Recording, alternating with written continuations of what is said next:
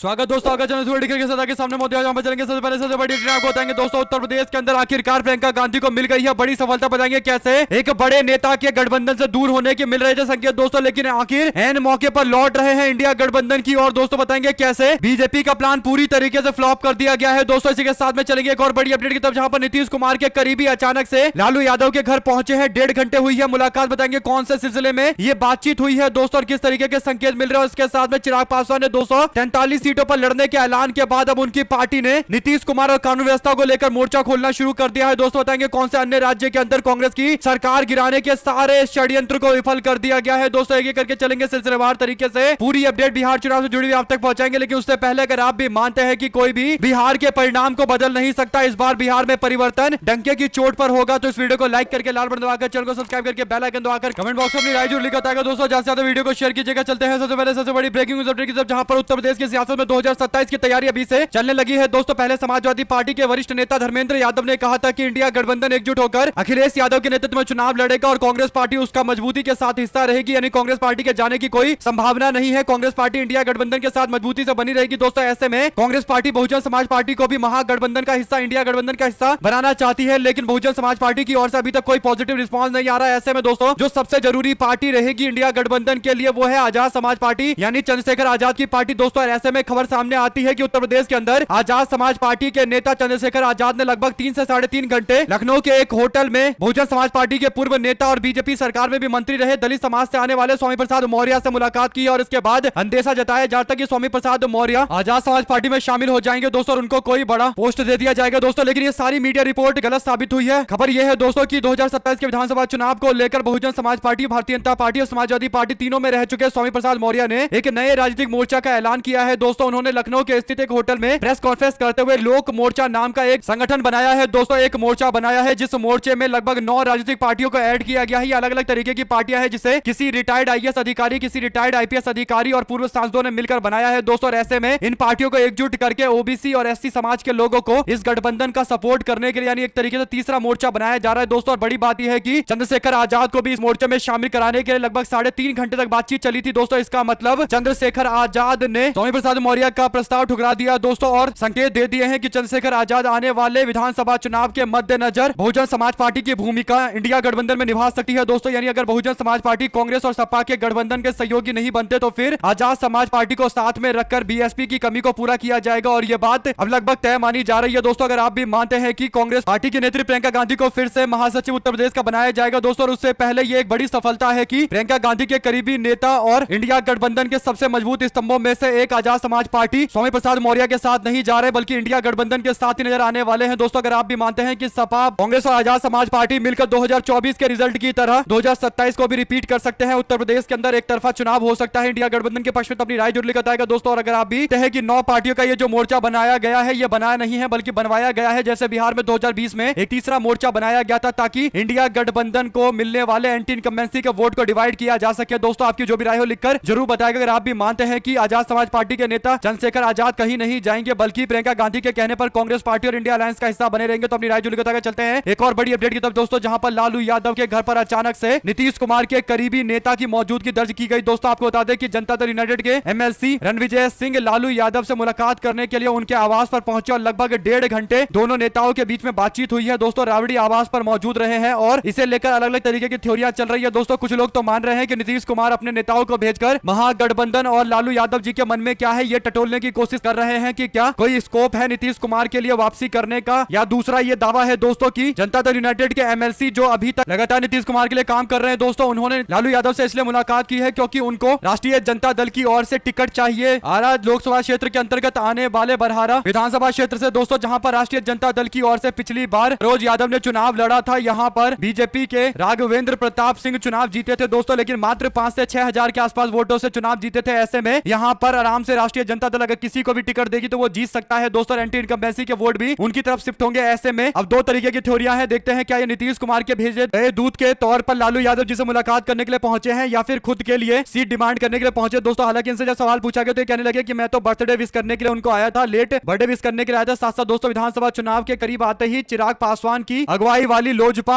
Are ने, LJP are ने बिहार की एनडीए सरकार के प्रति शक्ति दिखाई है दोस्तों। पार्टी की प्रदेश कार्यकारिणी की बैठक में राज्य सरकार पर बहुजनों यानी SC ST OBC और माइनॉरिटी लोगों और खासकर दलितों की बच्चियों के प्रति दुष्कर्म और हिंसा की दूसरी घटनाओं को रोकने में विफलता का आरोप लगाया है। दोस्तों जब से चिराग पासवान ने 243 सीटों पर दावेदारी की है तब से उनकी पार्टी नीतीश कुमार की सरकार के ऊपर जबरदस्त तरीके से एग्रेसिव है। दोस्तों दो शब्द जरूर लिखेगा। सांसद कर्नाटका के अंदर कांग्रेस पार्टी की सरकार को गिराने के लिए दोस्तों अचानक से ईडी वालों ने 3 विधायकों और एक कांग्रेस पार्टी के सांसद के यहां छापेमारी करनी शुरू कर दी। दोस्तों कर्नाटका को लेकर जब यह खबर सामने आती है तो पता चला कि कहीं ना कहीं ऑपरेशन लोटस के माध्यम से वहां पर सरकार गिराने की एक बड़ी साजिश चल रही है। दोस्तों इसके बाद कांग्रेस पार्टी के राष्ट्रीय अध्यक्ष मल्लिकार्जुन खड़गे ने बीजेपी और मोदी सरकार पर गंभीर आरोप लगाते हुए बताया कि ईडी का इस्तेमाल करके ये लोग सरकार गिराने वाले थे, लेकिन हमने स्थिति को संभाल लिया। आपकी क्या राय है दोस्तों, लिखकर जरूर बताइए अगर आप भी मानते हैं कि ऑपरेशन लोटस हर जगह चलाते रहते हैं। इसी के साथ में किशनगंज के अंदर जुलजुली में बेरोजगारी के मुद्दे को लेकर कांग्रेस पार्टी ने धरना प्रदर्शन किया। दोस्तों पुलिस ने स्थानीय विधायक इजहारुल हुसैन और जिला अध्यक्ष कांग्रेस पार्टी के इमाम अली चिंटू समेत 15 नेताओं को हिरासत में ले लिया। दोस्तों प्रदर्शनकारी जुलजुली के प्रमुख चौराहे पर एकत्र हुए तो दोस्तों उन्होंने सरकार के खिलाफ नारेबाजी की और रोजगार सृजन की मांग को लेकर ज्ञापन सौंपने का प्रयास किया। प्रशासन के अनुसार प्रदर्शन के लिए पूर्व अनुमति नहीं ली गई थी दोस्तों, इसलिए यह कार्रवाई की गई है। सरकार केवल नौकरी देने का वादा करती है, नौकरी तो नहीं देती है। सरकार केवल लोगों को मूर्ख बना रही है। बेरोजगारी के कारण युवाओं का भविष्य खराब हो रखा है। इस तरीके से और भी कई टिप्पणियां सामने आई है। दोस्तों जो भी आपको लगता है लिखकर जरूर बताएगा। ज्यादा से ज्यादा वीडियो को शेयर कीजिएगा। चलते हैं एक और बड़ी अपडेट की तरफ, जहां पर उत्तर प्रदेश की राजधानी लखनऊ के अंदर बीजेपी के सांसद जगदंबिका पाल का एक वीडियो काफी तेजी से वायरल हो रहा है। दोस्तों इस वीडियो में उत्तर प्रदेश के पूर्व मुख्यमंत्री बीजेपी के सांसद एक स्कूल की दीवार पर शरेआम मूत्र विसर्जन कर रहे हैं दोस्तों, जिसके बाद सोशल मीडिया पर लोगों ने वीडियो शेयर करते हुए बीजेपी के नेता को जमकर हरी खोटी सुनाई है। दोस्तों ये भारतीय जनता पार्टी के कोई छोटे मोटे नेता नहीं है, बल्कि उत्तर प्रदेश के पूर्व मुख्यमंत्री और बीजेपी के सांसद जगदंबिका पाल है। आपको बता दें कि स्मार्ट सिटी का बोर्ड भी लगा हुआ है और यह दृश्य लखनऊ के वीवीआईपी गेस्ट हाउस के बाहर का है। दोस्तों वीडियो के सोशल मीडिया पर वायरल होने के बाद समाजवादी पार्टी और कांग्रेस ने सांसद और बीजेपी नेता दोनों को निशाने पर लिया है। दोस्तों यूपी कांग्रेस ने लिखा कि वीडियो वायरल हो रहा है जिसमें बीजेपी के नेता राजधानी को स्मार्ट सिटी बनाने में अपना अविस्मरणीय योगदान दे रहे हैं। ये नेताजी हैं बीजेपी के सांसद जगदंबिका पाल, जो राजधानी लखनऊ के सबसे पॉश एरिया के वीवीआईपी गेस्ट हाउस के बाहर एक प्रतिष्ठित स्कूल की बाउंड्री पर मूत्र विसर्जन कर रहे हैं। दोस्तों इसी को लेकर अब समाजवादी पार्टी ने भी निशाना साधा है। आप लोग अपनी राय जरूर लिखे बताएगा। दोस्तों बीजेपी के नेता के बारे में 2 शब्द जरूर लिखेगा जो इस बड़े कांड में पकड़े गए हैं। दोस्तों चलते हैं एक और बड़ी अपडेट की तरफ, जहां पर यूपी के अंदर विवाद अभी बीजेपी के अंदर थमने का नाम नहीं ले रहा है। दोस्तों खबर हापुड़ से जुड़ी हुई है, जहां पर 4 दिन पहले बीजेपी के विधायक और सह प्रवक्ता में चौराहे के ऊपर विवाद हो गया था। दोस्तों दोनों में जमकर गाली गलौज हुई थी। सह प्रवक्ता ने विधायक के खिलाफ पुलिस में शिकायत तक दर्ज करवा दी। दोस्तों इस मामले में अब जिला संगठन के पदाधिकारी ने दोनों में समझौता करा दिया। इसके बावजूद यह मामला अभी थमने का नाम नहीं ले रहा है। दरअसल भाजपा संगठन के सम्मेलन के बाद जिले के प्रभारी मंत्री के समक्ष यह मामला उठाया गया है। दोस्तों समझौते के बाद विधायक के द्वारा जगह जगह की जा रही अभद्र टिप्पणी को लेकर नाराजगी जताई गई है। इस मामले में प्रभारी मंत्री ने गंभीरता से लेते हुए पार्टी के वरिष्ठ पदाधिकारी को तत्काल समाप्त कराने का जिम्मा सौंपा है। दोस्तों आपको बता दें कि अभी भी ये दोनों आपस में लड़ रहे हैं, तो इससे लग नहीं रहा कि मामला अभी सॉल्व होगा। आपकी क्या राय है दोस्तों, लिखकर जरूर बताएगा। ज्यादा से ज्यादा वीडियो को शेयर कीजिएगा। दोस्तों चलते हैं एक और बड़ी अपडेट की तरफ, जहां पर महाराष्ट्र के मुख्यमंत्री देवेंद्र फडणवीस ने गुरुवार को एमएनएस पार्टी के प्रमुख राज ठाकरे से मुलाकात की है। दोस्तों ये मीटिंग मुंबई के ताज लैंड्स एंड होटल करीब 1.5 घंटे चली है। दोस्तों जिस तरीके से शिवसेना यूबीटी और एमएनएस के बीच में समझौते को लेकर बार बार जानकारी मिल रही है दोस्तों, इससे कहीं ना कहीं बीजेपी बुरी तरीके से बैकफुट पर है। भारतीय जनता पार्टी के नेता अब जैसे तैसे एमएनएस के नेता राज ठाकरे को मनाने की कोशिश कर रहे हैं दोस्तों, और खुद मुख्यमंत्री देवेंद्र फडणवीस को यह बातचीत करनी पड़ी है। इसी से आप लोग समझ जाइए कि कितना दहशत है भारतीय जनता पार्टी के अंदर की। बीएमसी के इलेक्शन से पहले ये गठबंधन रुकवाने की पूरी कोशिश कर रहे हैं दोस्तों। इससे पहले भाजपा के समर्थन में आजकल बयान देने वाले शरद पवार कह रहे थे कि दोनों के साथ आने से भी कुछ फर्क नहीं पड़ेगा, लेकिन बीजेपी को पता है कि अगर दोनों नेता एक साथ आ जाते हैं तो पूरा का पूरा मराठी वोट एकजुट हो जाएगा, और बीएमसी का इलेक्शन का मतलब मराठी वोट होता है दोस्तों। और इसका सीधा मतलब यह है कि बीजेपी में दहशत है, डर है। 2 शब्द जरूर लिखकर बताइएगा। चलते हैं एक और बड़ी अपडेट की तरफ, जहां पर हरियाणा के अंदर फरल गांव में संत कबीर मंदिर के अंदर पुंडरी से बीजेपी के विधायक सत्यपाल जांबा की ओर से ब्राह्मण समाज को लेकर एक टिप्पणी की गई है। दोस्तों वीडियो वायरल हो गया है। इस वीडियो के वायरल होने के बाद पुंडरी हल्के ही नहीं बल्कि पूरे प्रदेश के अंदर जोरदार विरोध देखने को मिल रहा है दोस्तों। विधायक की ओर से दिए गए विवादित बयान के वीडियो में विधायक ब्राह्मणों को पाखंडी बता रहे हैं, और ये वीडियो सोशल मीडिया पर जब वायरल हुआ तो अब जाकर बीजेपी के नेता जब सुर्खियों में आए तो उन्होंने माफी मांगी है दोस्तों। इसके बावजूद लगातार विरोध जारी है। कुल मिलाकर भाजपा नेताओं की ब्राह्मण समाज को लेकर जो मानसिकता है दोस्तों वो भी उजागर हो चुकी है। 2 शब्द जरूर लिखिएगा और ज्यादा से ज्यादा वीडियो को शेयर कीजिएगा। दोस्तों चलते हैं एक और बड़ी अपडेट की तरफ, जहां पर बिहार के विधानसभा चुनाव के मद्देनजर एक और मुद्दा है जो काफी ज्यादा चर्चा का विषय है दोस्तों, वो है डोमिसाइल रिजर्वेशन को लेकर। दोस्तों राष्ट्रीय जनता दल ने इस पूरी मांग पर अपनी राय स्पष्ट कर दी है। दोस्तों राष्ट्रीय जनता दल ने कहा कि हम इस नारे का समर्थन करते हैं कि वोट दे बिहार तो नौकरी भी लेगा बिहार। यानी दोस्तों बिहार के अंदर जो डोमिसाइल की नीति है अभी लागू नहीं है। अगर डोमिसाइल की 100% नीति लागू कर दी जाती है तो बिहार में रहने वाले लोगों को 100% आरक्षण नौकरी में मिलेगा। यानी अगर कोई व्यक्ति बिहार का है तो उसको बिहार में नौकरी मिल जाएगी दोस्तों, क्योंकि जब 100% आरक्षण कर दिया जाएगा तो पहले जो दूसरे प्रदेश से आकर भी लोग बिहार में नौकरियां ले लेते थे, खासकर आसपास के प्रदेश के लोग, तो उनके लिए अब ज्यादा कुछ स्कोप बचेगा नहीं दोस्तों। हमने देखा था कि जब तेजस्वी यादव ने उप मुख्यमंत्री की जिम्मेदारी संभाली थी दोस्तों और बिहार में ताबड़तोड़ रोजगार देना शुरू किया था, तो उत्तर प्रदेश के भी कई जिलों के लोग आकर बिहार में नौकरियां प्राप्त कर रहे थे, तो उनके लिए दिक्कतें हो सकती है जो आसपास के जिला के लोग हैं और बंगाल साथ साथ और भी जो बॉर्डर इलाके हैं दोस्तों, वहां के लोग अब बिहार में नौकरियां नहीं ले पाएंगे। और तेजस्वी यादव की सरकार बनेगी तो उन्होंने 10 लाख रोजगार का वादा किया था, 4.5 लाख तो डिलीवर कर दिया, बाकी जो बचे 5.5 लाख है दोस्तों, वो डिलीवर करने के लिए सरकार बनानी पड़ेगी इंडिया गठबंधन की। और सरकार बनाने के साथ ही 100% रिजर्वेशन का मतलब सारे रोजगार पर बिहार के लोगों का पूरा पूर्णतः अधिकार होगा। अपनी राय जरूर लिखकर बताएगा। साथ साथ अंतरराष्ट्रीय पटल पर हमारे लिए 2 घटनाएं बेहद चिंताजनक है। मल्लिकार्जुन खड़गे कहते हैं कि अमेरिका के सेंटकॉम कमांडर का पाकिस्तान को फिनोमिनल काउंटर टेररिज्म पार्टनर बताना और फिर पाकिस्तानी आर्मी चीफ को यूएस आर्मी के 250वीं वर्षगांठ में आमंत्रण देना, यह हमारी सबसे पहली विफलता है अंतरराष्ट्रीय स्तर पर। यानी भारतीय जनता पार्टी की सरकार के दौरान जो विदेश नीति खराब चल रही है दोस्तों, विदेश नीति में हमको झटका लग रहा है, उसका एग्जाम्पल देते हुए उन्होंने आगे कहा कि दूसरा झटका हमको अमार सोनार बांग्लादेश के राष्ट्रगान के रचयिता गुरुदेव रविंद्रनाथ टैगोर के सिराजगंज बांग्लादेश स्थित पुश्तैनी निवास में तोड़फोड़ की घटना। कांग्रेस पार्टी इसकी घोर निंदा करती है। विदेश नीति के कई महत्वपूर्ण और अहम मुद्दे और भी हैं। कुल मिलाकर दोस्तों, अगर आप भी मानते हैं कि बीजेपी सरकार में फॉरेन पॉलिसी विदेश नीति एकदम सुई पटक सन्नाटा जैसी है दोस्तों, यानी कुछ भी दूर दूर तक नजर नहीं आता, तो अपनी राय जरूर लिखकर बताएगा। चलते हैं एक और बड़ी अपडेट की तरफ, जहां पर महाराष्ट्र चुनाव धांधली के खिलाफ कांग्रेस का हल्ला बोल मशाल रैली का आयोजन किया गया। कांग्रेस पार्टी ने राहुल गांधी के द्वारा उठाए गए सवाल के बाद अब महाराष्ट्र के अंदर इस मुद्दे को जनता तक पहुंचाने, जनमानस तक पहुंचाने के लिए विशाल मार्च का ऐलान किया दोस्तों, और पार्टी के वरिष्ठ नेता इसमें शामिल भी हुए। विधानसभा चुनाव के अंदर मतगणना की प्रक्रिया में गड़बड़ियां और मतदाताओं को प्रभावित करने की कोशिश भी की गई, जिसने लोकतांत्रिक प्रक्रिया को पारदर्शी बनाए रखने का जो एक विकल्प होता है, जो एक तरीका होता है, उसमें कहीं ना कहीं कुछ ना कुछ झोल किया गया दोस्तों। अमरावती ग्रामीण जिले के अंदर 14 जून को शाम 5 बजे एक बार फिर से जुलूस निकाला जाएगा। कुल मिलाकर अगर आप भी मानते हैं कि महाराष्ट्र के साथ साथ देश भर के अंदर कांग्रेस पार्टी को इस बात को लेकर और मोर्चा खोलना चाहिए, तो अपनी राय जरूर लिखकर बताएगा। एक और बड़ी अपडेट की तरफ दोस्तों, जहां पर भारतीय जनता पार्टी के नेता मोहन यादव जो मध्य प्रदेश के मुख्यमंत्री हैं दोस्तों, उनकी बेटी को लेकर सोशल मीडिया पर लोगों ने सवाल पूछा। उनसे कहा कि सर, आप लोगों से कहते हैं कि हमको मध्य प्रदेश से ज्यादा दूर नहीं जाना चाहिए था घूमने फिरने के लिए। दरअसल दोस्तों, राजा रघुवंशी वाले मामले को लेकर बयान देते हुए मोहन यादव ने यह टिप्पणी की थी। इसके बाद मोहन यादव की बेटी मालदीव घूम रही है, तो लोगों ने उनसे सवाल पूछा, लेकिन सर आपकी बेटी तो मालदीव में घूम रही है, तो आप बताइए कि आप हमसे क्यों कह रहे हैं कि केवल मध्य प्रदेश या आसपास के इलाके में जाना चाहिए था, दूर मेघालय नहीं जाना चाहिए था। 2 शब्द जरूर लिखिएगा दोस्तों इस पूरे मामले को लेकर। अगर आप भी मानते हैं कि बीजेपी के नेताओं के पास जब बोलने के लिए कुछ नहीं होता तो वो दूसरों को ज्ञान देते हैं, लेकिन जब खुद पर आती है बात तो एकदम चुप्पी साध कर बैठ जाते हैं। साथ साथ बिहार में आगामी विधानसभा चुनाव को लेकर तेजस्वी यादव की अध्यक्षता में इंडिया गठबंधन की बैठक उनके घर पर आयोजित की गई है दोस्तों। तेजस्वी यादव के निवास पर बैठक के दौरान चुनावी रणनीतियों को लेकर चर्चा की गई और इस संदर्भ में अत्यंत महत्वपूर्ण बैठक में कई मामलों को लेकर चर्चा की गई है दोस्तों। मुख्यमंत्री पद के उम्मीदवार को लेकर भी जल्द बड़ा ऐलान किया जा सकता है, चर्चा कर ली गई है। हो सकता है कि सीट बंटवारे का भी नंबर जल्द जारी कर दिया जाए। कुल मिलाकर दोस्तों, ये काफी खुफिया बैठक हुई है, क्योंकि तेजस्वी यादव के घर पर हुई है, तो इसका मतलब नहीं चाहते थे कि कोई खबर बाहर जाए, तो जरूर सीट बंटवारे को लेकर जानकारी दी गई होगी। जो भी आपको लगता है लिखकर जरूर बताएगा। चलते हैं एक और बड़ी अपडेट की तरफ, जहां पर बिहार कांग्रेस के अध्यक्ष राजेश राम ने कहा कि पिछले 20 साल में टायर्ड मुख्यमंत्री नीतीश कुमार की सबसे बड़ी उपलब्धि है 5 करोड़ युवाओं का बेरोजगार होना। उन्होंने कहा कि परीक्षाओं में बार बार पेपर लीक से बिहार के युवाओं की मेहनत को मजाक बनाकर रख दिया गया है और हम लोग लगातार सवाल उठा रहे हैं, तो इस पर ये लोग ध्यान देने को तैयार नहीं है। हम तैयार है, नौकरी दो या सत्ता छोड़ो, यही 2 विकल्प है नीतीश कुमार के पास। 20 साल से तो अभी तक नौकरी दे नहीं पाए और अब क्या देंगे। और वैसे भी अगर आप मानते हैं दोस्तों कि समय आ चुका है बदलाव करने का, तो अपनी राय जरूर लिखकर बताइएगा दोस्तों। चलते हैं एक और बिग न्यूज अपडेट की तरफ दोस्तों, जहां पर गुजरात के अंदर अहमदाबाद में एक बड़ा प्लेन का हादसा हो गया दोस्तों। इस हादसे में 242 यात्री सवार थे, जिसमें गुजरात के पूर्व मुख्यमंत्री विजय रूपानी भी शामिल थे दोस्तों। अब तक प्रशासन ने 131 या उससे ज्यादा लोगों की मृत्यु की पुष्टि कर दी है दोस्तों, लेकिन जो खबर है विजय रूपानी को लेकर, पूरे मुख्यमंत्री बीजेपी के नेता को लेकर कि शायद उनकी भी मौत हो गई है दोस्तों। इस पूरे मामले पर देखते हैं आगे क्या और कुछ इन्वेस्टिगेशन में निकल कर सामने आता है दोस्तों, क्योंकि ये मामला काफी गंभीर है। 100+ लोगों की मृत्यु हो जाना, वो भी प्लेन के अंदर लगातार 2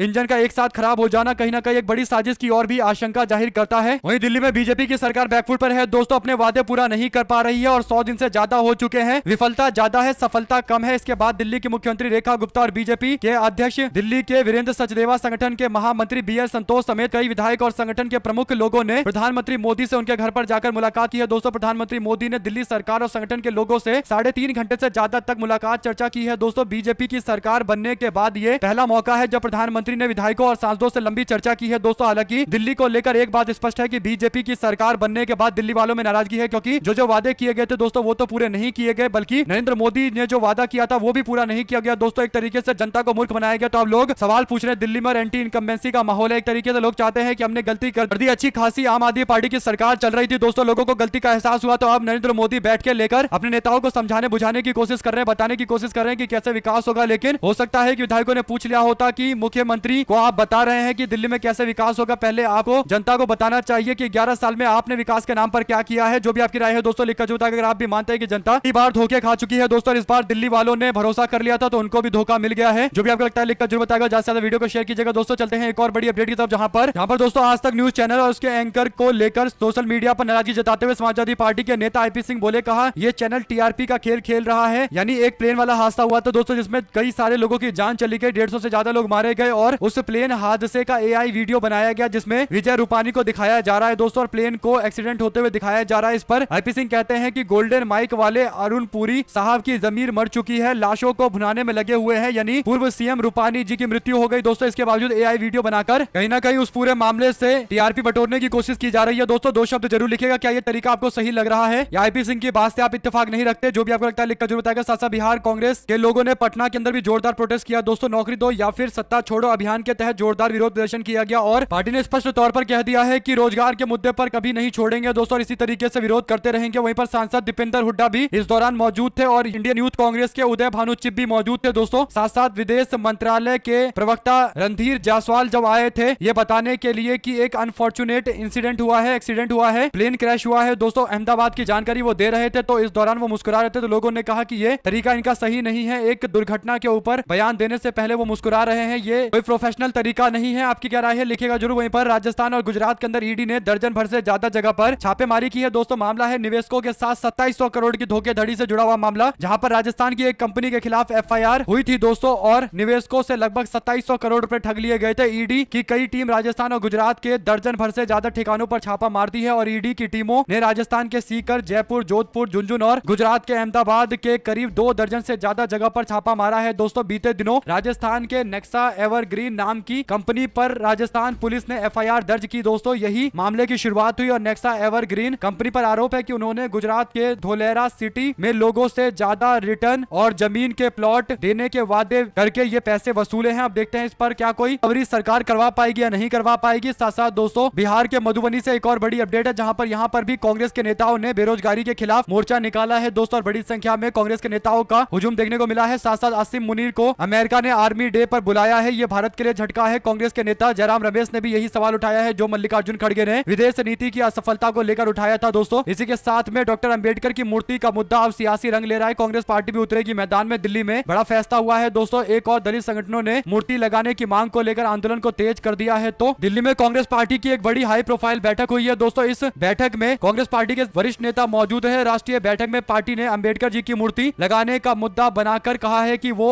इस मूर्ति को लगवाने के लिए पूरी तरीके से प्रतिबद्ध है और अंबेडकर जी देश के संविधान निर्माता है, उन्हें सम्मान दिया जाना चाहिए। बीजेपी सरकार ने जानबूझकर इस पर चुप्पी साध रखी है, मुद्दे पर बिल्कुल भी बैकफुट पर नहीं जाना चाहती है दोस्तों। अगर आप भी मानते हैं कि मध्य प्रदेश के अंदर कांग्रेस पार्टी को इस मुद्दे पर आंदोलन भी करना चाहिए ताकि ग्वालियर के अंदर अंबेडकर जी की मूर्ति लग सके, तो अपनी राय जरूर लिखकर बताएगा दोस्तों। अब देखते हैं बड़े बड़े नेता क्या इसमें कूदते हैं, क्योंकि मीटिंग तो हुई है दोस्तों और जरूर फीडबैक ऊपर तक पहुंचाया जाएगा। साथ साथ महाराष्ट्र कांग्रेस के पूर्व अध्यक्ष और विधायक नाना पटोले ने भारत और पाकिस्तान के हालिया सैन्य कार्रवाई ऑपरेशन सिंदूर को लेकर एक विवादित बयान दिया है दोस्तों, जिससे महाराष्ट्र की सियासत में सरगर्मियां तेज हो गई है दोस्तों। उन्होंने ऑपरेशन सिंदूर को बच्चों का कंप्यूटर गेम बताया। उन्होंने जो बयान दिया है तो बीजेपी के लोग कह रहे हैं कि भारतीय सेना और भारत के जवानों का अपमान किया गया है। बीजेपी के नेता कांग्रेस के नेता नाना पटोले के बयान के खिलाफ अब मोर्चा खोलने का दावा कर रहे हैं दोस्तों। हालांकि उन्होंने सेना का नाम नहीं लिया दोस्तों, लेकिन उनकी बातों को सेना से जोड़कर बीजेपी इसे अपनी आलोचना को सेना की ओर डाइवर्ट करने की कोशिश कर रही है। साथ साथ गुजरात की राजधानी अहमदाबाद में एयर इंडिया के पैसेंजर से भरी हुई बोइंग 737 क्रैश होने के बाद 242 के आसपास लोग इसमें सवार थे दोस्तों और अभी तक जो रिपोर्ट है काफी ज्यादा लोगों की मौत हो गई है। तो ऐसे में भारतीय जनता पार्टी के वरिष्ठ नेता सुब्रमण्यम स्वामी ने सोशल मीडिया पर पोस्ट करते हुए इस हादसे के लिए प्रधानमंत्री और गृह मंत्री को जिम्मेदार ठहराते हुए नैतिकता के आधार पर इस्तीफे की मांग की है दोस्तों। अगर आप भी मानते हैं कि एकदम सही उन्होंने बोला है, किसी को तो जिम्मेदारी लेनी चाहिए। जब 1950 में लाल बहादुर शास्त्री ने ट्रेन के पटरी से उतर जाने के बाद अपने पोस्ट से इस्तीफा दिया था, तो इस बात से पता चलता है कि नेताओं को भी नैतिक जिम्मेदारी लेनी चाहिए और फिर इतनी मौतों का जिम्मेदार कौन है, इसका जवाब भी आना चाहिए दोस्तों। अगर आप भी मानते हैं कि जरूर कार्रवाई की जानी चाहिए तो अपनी राय जरूर लिखकर बताएगा और इस्तीफा भी आना चाहिए उन लोगों का जो जिम्मेदार पोस्ट पर बैठे हुए हैं। और आप लोग जानते हैं कि नागरिक उड्डयन मंत्री यानी civil aviation minister Jyotiraditya Scindia की जिम्मेदारी बनती है, तो उनके भी इस्तीफे की लोग मांग करेंगे दोस्तों। आपकी क्या राय है लिखकर जरूर बताएगा। हमारे साथ लगातार जुड़े रहेंगे दोस्तों, भाइयों बहनों मित्रों का बहुत बहुत धन्यवाद। देख रहे थे आपका चैनल जय हिंद जय भारत। ज्यादा वीडियो को शेयर कीजिए।